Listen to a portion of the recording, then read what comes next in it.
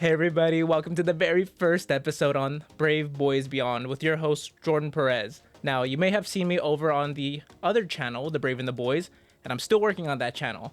These are sister channels to each other, where on this one I get to go more in depth and talk about comics that I really love and enjoy, and some I don't. Wait till next week to see that episode. But on this very first episode, I get to start this brand new series called Showcase, where I get to showcase comics that I feel like people aren't really talking about, but they should be.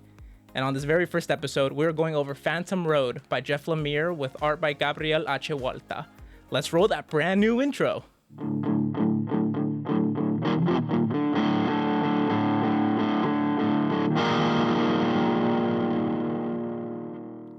Now, Phantom Road, as I stated, is written by Jeff Lemire, which you may have seen other pieces of his work, such as Black Hammer, Sweet Tooth, The Bone Orchid Chronicles. He's a phenomenal mystery writer, and you should definitely check him out, but in particular, this book. He teams up with Gabriel Achehualta for the art, and the art is impeccable, especially the coloring, which is by Jordi Belair, and that team up is amazing. I bought this book off of a blind buy at my local comic book shop just because the art style of the cover intrigued me, and then I saw it was written by Jeff Lemire and I knew I had to pick it up. Now, the plot of this book follows along Dom, who is a truck driver, and he's reminiscing on some memories that he has with his family, and they are by no means happy memories. As he's driving at night, a sedan swerves in front of him, causing a major accident. When Dom comes out of the big rig to go check on the other vehicle, he does find one of the people has died. The other person is in shock, and her name is Birdie. She is one of our other protagonists of the book. Dom and Birdie try to figure out what caused the accident, and it's this anomaly that appeared randomly in the middle of the road. Now, Dom and Birdie are both confused by this anomaly to the point where Dom goes and touches it, and the moment he does, it takes both of them to this gray place.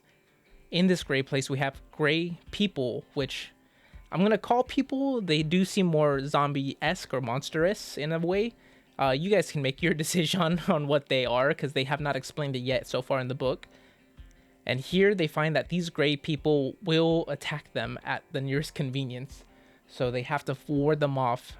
And as they're trying to make their escape away from the gray people, Dom and Birdie feel attracted to the anomaly that caused this entire accident. They go back, pick it up, and they head out to the nearest rest stop that they can find. Now, this rest stop is actually very important to the book, and they are connecting it more towards the very end of volume 1, but you're going to have to read it to find out why. Now, it's at this rest stop that Birdie and Dom meet the one other person within the gray world, and this person actually knows everything. They got the backstory to everything, but are they going to tell us off the bat? Of course not, because otherwise this wouldn't be a great mystery book. Now, this person does tell Birdie and Dom their purpose, which is to take the anomaly to this biblical place called Golgotha. And once they do, they will be free of the anomaly forever.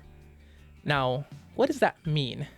The anomaly actually has a hold on Dom and Birdie to the point where if they try to escape, they'll feel sick and possibly even die. Again, mystery book. They're trying to hold everything behind the door, and you gotta go along with the story to try to figure it out with them.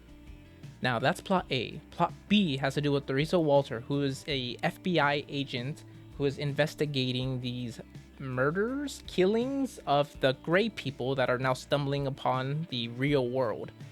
And she has a deeper connection to the gray place than what she leads on, and that's shown within flashbacks of her story. Now, that's where I'm going to leave it as far as the plot goes for this book, just because I want you guys to read it and make your own opinions of it. I don't want to ruin anything that this has to offer, and it's very intriguing and a very beautifully drawn and colored book. Besides that, Jeff Lemire does a great job at pairing along his artistic writing to go with a very similar art style.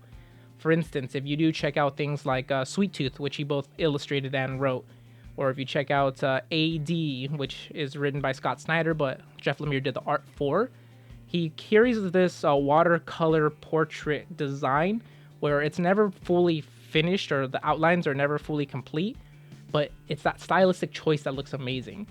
And I think he tries to pick out artists that are very similar within that same medium, and then he finds colorists that can do that as well.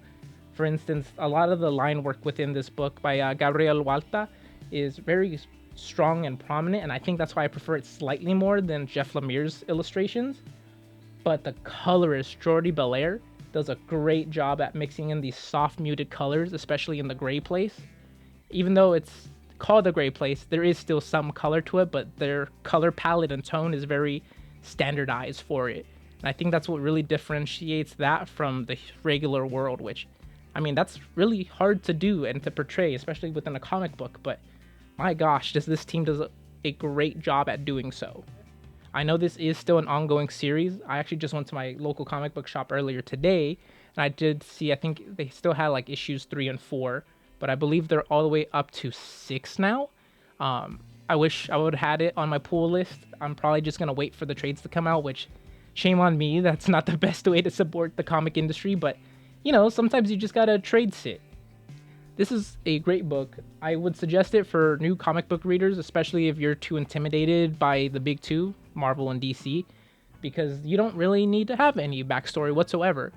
You just have to really be into this kind of supernatural mystery aspect of Jeff Lemire. So if you've ever watched anything like the TV show Supernatural, this would probably be a really good segue into it.